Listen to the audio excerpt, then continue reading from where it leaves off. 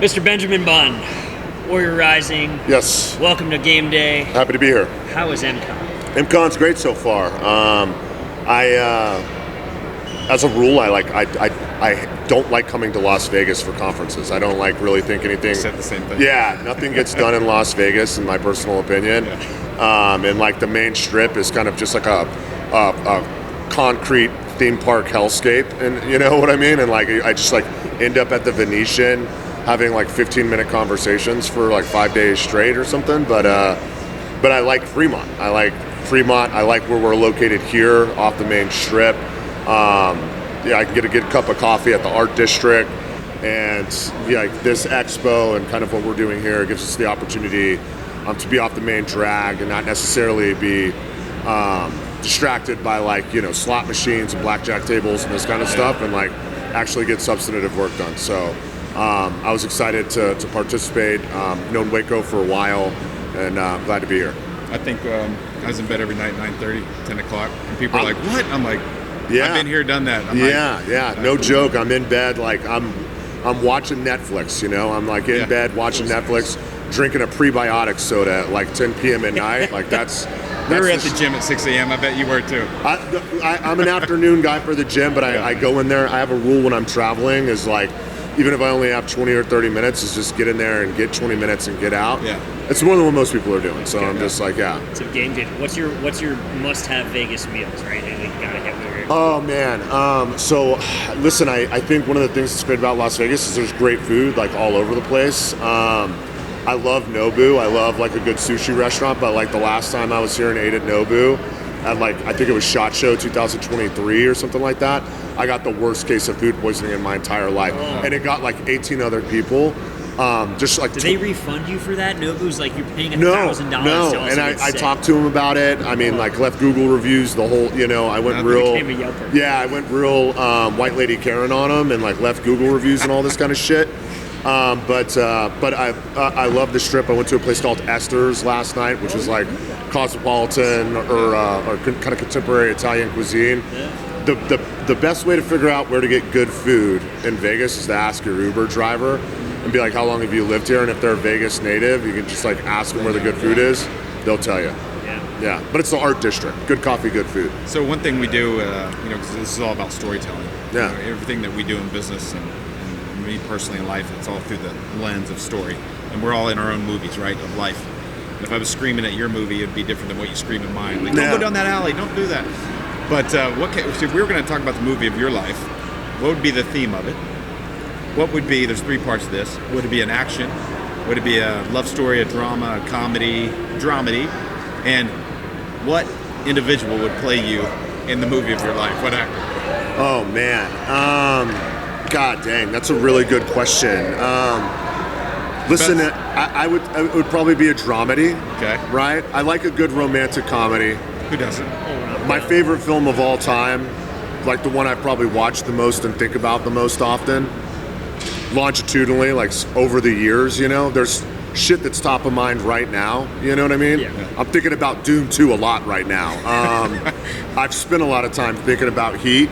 But it's probably Point Break. Are you guys familiar with this? Yeah. 1992 love story I watched it a couple weeks ago. It's fantastic. My son just turned. Tatum? Yeah. What's up? No. Who is that? Ryan Gosling? No. No. Patrick Oh my Swayze. God. Yeah. Patrick Swayze, Keanu Reeves. Patrick Swayze and Keanu Reeves. He's younger. You'll be okay. I don't know shit about movies. He's a movie guy. You know when I was growing my hair out last 2 weeks? Yeah. I had it long hair. I was trying to do Point Break, Patrick Swayze. Yeah. It wasn't working. I had to cut it. Yeah. I've tried to go long. I can never get past the awkward stage where it's like not, it's just long enough, but not quite there. I wish I could say that would be like me, like football star turned, FBI agent, gets involved in crime and shit. But it's probably not. Like I was ne'er-do-well as a young person, kind of stumbled my way into the military, not necessarily by choice, but out of necessity. Ended up in the initial invasion to Iraq. Ended up joining the Special Forces, did that for about a decade, the better part of a decade.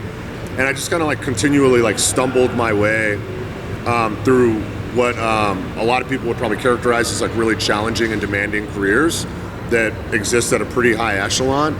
And I've kind of done the same in the private sector. Like I started my own business and just woke up one day and it had been open for 10 years, you know what I mean? Or, you know, was working with talented individuals, and next thing you know, I'm a founder of a thing, you know? So, but along the way, I've worked hard not to take myself too seriously, and to like try and enjoy the things I'm doing for what they are. If I were to say who would be a good fit for that based on ne'er-do-well, dramedy kind of situation, I guess Chris Pratt, you know what I mean? Yeah, Chris Pratt's I guess great. It would be Chris Pratt. I don't necessarily think we look alike or anything like that, Just but like, tonally. yeah, he's kind of like, you know, there's been times in his career where he looks like a fat 9-year-old with his shirt off, and there's other times where he's like killing people with a fucking knife, you know, or whatever. Yeah. So like, that kind of fits, I guess, maybe, yeah. Oh, it's a good one. I like that. Yeah, thanks. Guardians of the Galaxy. Good Come on. film. Great films. Yeah, good There's a couple films. movie guys here. I don't know shit about these movies. Yeah, dude, you know, Let's make a list for him. This is good. Yeah, I got a list of movies you need to see that No, change. it's perfect. You kind of like line out a whole weekend, and you just got to watch about You 10 ever seen Heat? movies. It's a nightmare. Yeah, you ever gonna what did I go to the Sundance thing? I watched 3 movies in a weekend. I was ready to I was done. I No was good. shit. That was enough for me. You just can't sit still that long? Yeah, it's no. I'm not Gen Z. I just have I gotcha. the ADD generation. No, it's okay. Hey, listen, I got you. You know what I'm Rather be saying? on a mountain. Yeah. Anyway, all right. Let's talk about the important stuff here. Sure. This is all very important. Tell us about your life. You've taken the entrepreneurial path, you've taken the service path. What's the current thing? So my current thing is I'm the Deputy Executive Director for a veteran service organization called Warrior Rising. It specializes in veteran entrepreneurship. We provide educational tools, resources, and in some cases impact grants to veteran business owners that are kind of starting off in entrepreneurship. Majority of what we do is just educational stuff. Both my parents are educators. I'm a firm believer that a clear blue line path to jumping social classes is through education and hard work. And that's what we provide. We provide educational opportunities to people that might not be able to pull up stakes and go get a rad MBA from a top 20 school. So the majority of our programs are virtual, but today and across the year, we have opportunities to do business showers, where we bring individuals from all across the United States that have participated in our programs to participate in pitch competitions. And they get pretty big impact grants, up to $20,000 and beyond sometimes. So There's a pitch competition going on here, right? today at 1 p.m., Tell us about it. 1 to 3 what's p.m. going down? So we've got about 8 participants this year across all different categories of business. We've got people that are optimizing and bringing executive protection businesses to economy of scale, people that are trying to bring transparency and trust into cryptocurrency, and I mean, we've even got individuals that are looking to do executive coaching for high-end academic fields like dentistry or lawyers and stuff like this, you know, because a lot of times, you know, when you have a high degree of education and you're executing at a high level, you might not necessarily have time to just be like running the front end of your office because you're a litigator. So broad spectrum of different business owners that are all here to kind of compete, not against one another, but with one another. But I will tell you today, there will be a clear winner, and I'm really excited. It's a lot of really talented individuals, people that come across all different backgrounds of service, people from special operations, all kinds of great stuff. So it's going to be a lot of fun. I can't wait to watch them. That's really where our mission and impact come to life. Is there a success story that's kind of come out of what you do that you always kind of tell people? If there's an individual or a company or just an overall feel like? All the time. Listen, we have 140 people sign up for our programs per week. Each year we service more than 15,000 veterans that are looking to start their own business. At the end of World War II, do you know what the percentage of people who came back from World War II and started their own business was? It's 47%. Do you know what the percentage of GWOT veterans are starting their own business? It's a single digit number. It's 4%. It's 4%. Why do you think that is? I don't know. I actually don't know. It's like one of those things that's really difficult to understand. You know, there's a lot of issues that are kind of plaguing the veteran community at a higher rate. And trying to understand where people aren't able to start their own businesses or what's keeping people from doing so is something we spend a lot of time being thoughtful about. I think for the most people, it's education and financial literacy.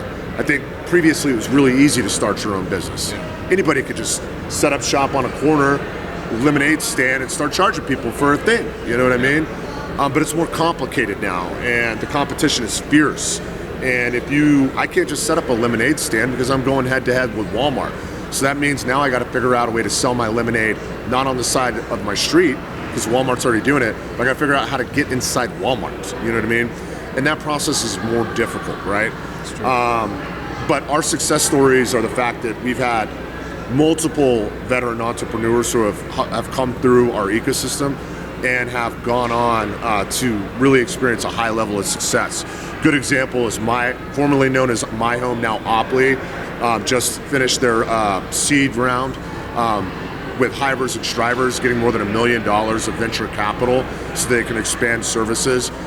Into Blade, which is a durable medical company that just got valuated at $60 million for a really great piece of durable medical equipment that's probably going to really change the way emergency medicine is handled, particularly in combat environments. And really dozens of other veteran entrepreneurs who have gone on and their businesses have reached a pretty tremendous economy of scale.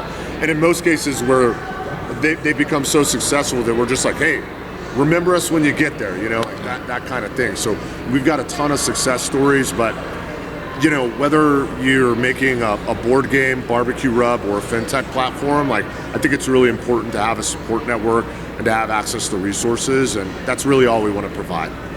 That's awesome. Yeah. I'm excited about this vision for a couple of reasons. One is that in some ways, yes, the red tape, the regulation around starting businesses is higher today than it was, 80 years ago. It's tough. And with the change in technology that we're seeing now, I don't know if you're software literate, I'm not, but I can build an app in about, a day and a half. Yeah. Some of the technology is available to it. There's this whole movement right now for folks to make things here in the United States of America again. There just seems to be that we're right on this crest of opportunity. And I think as high agency, resilient people, veterans are really at the forefront of the group of people that are going to come and move into some of these opportunity areas and hopefully seize that moment. I think veterans are uniquely equipped. They're resilient. They have the ability to work autonomously with little direction. And they're not risk averse. You know what I mean? Like, in most cases, jobs that you have in the military, whether you were, working on a ship or jumping out of airplanes, there's just inherently more risk in those jobs, And in some cases, they talk about it while you're swearing in. You know what I mean? They talk about things like, defending the Constitution or following orders up to and including, like, giving your life for it. It's like it's in the oath. You know what I mean? Yeah. And I think that's just that's unusual. You know what I mean? Like, that's what it means to be all in. Yeah, nobody's making me swear an oath when I go work at Progressive Auto Insurance. You know what I mean? For my 9 to 5. SaaS founders like to say they're in the trenches. Yeah. They don't really know what the trench looks like. Exactly, but I think, like you said, veterans have a significant amount of agency, and they do great in entrepreneurship. I just want to see more of them doing it. I want to see more of them doing it. What do you think for you, as you've moved between the veteran or the military community and the entrepreneurship world? Obviously you've cited a number of things that translate well. What's something you had to unlearn or learn differently moving into entrepreneurship? One of the things that's been, when I was in the military, right? If I had something to do, or if somebody told me to do something, they had legal authority. You know what I mean? If I was doing something, I had a legal obligation to do it in most cases. The most difficult thing for me to unlearn after leaving the military is understanding that, like, not everybody that works with me, for you, whatever the case may be, is all in that way. It's different in the private sector. This just might be their job. They might have a whole nother life that doesn't touch anything about their work. And in reality, that's okay. That is okay. Maybe you just have a 9 to 5, and when you go home, your real life is your chickens, your dogs, your wife, your kid, your smoking meats, whatever. That is the thing that you're happy about, and, like, that's okay. I've had to really learn to meet people where they're at in the private sector and professionally, to understand like what it is that's actually driving them. Because even though I might be like ravenous about accomplishing the mission, no matter what it may be, whether it's getting a consumer product good in Walmart or mopping a floor, it's not the same for everybody out in the private sector. And I've made peace with that, and I do my best to kind of lead with empathy and meet people where they're at to accomplish collective goals, whatever they may be. Yeah, everyone has a pace. Everyone has a personality type. Yeah. And a lot of times, and I think friends in the military, they're like, if they're in that job, it's hard to move them. Same if you're in a government job, you're at the DMV, it's hard to move that person. Oh my God. In the private sector, as a leader, you have to be moving people to fit their personality type and the role of that company. You really do. Instead of just turning people over, you got to move them where they fit. Yeah. And listen, the personality that I had when I was a military leader was blanket. That's who I was for every single person that I interacted with professionally on a day-to-day basis. I adjusted it for no one. You know what I mean? This is what you get. You know what I mean? But that's not the case in the private sector. You know, I have to like adjust my attitude, recognize who I'm talking to, read the room, you know what I mean, and adjust accordingly, all in an effort to just get the job done, you know what I mean? So it's been a challenge for me at times because I'm pretty direct, I'm told, but it's, you know, it's got a learning curve like anything, and I'm happy to do it. Speaking of challenge, Noah he loves the challenge flag. Oh yeah, that's right. Well, I was going to say, all right, well, we got the challenge flag. We got a quick. Let's do two quick ones. First off, what to watch for. So you've already told us we got the competition coming up today. Yep. It's also Saturday.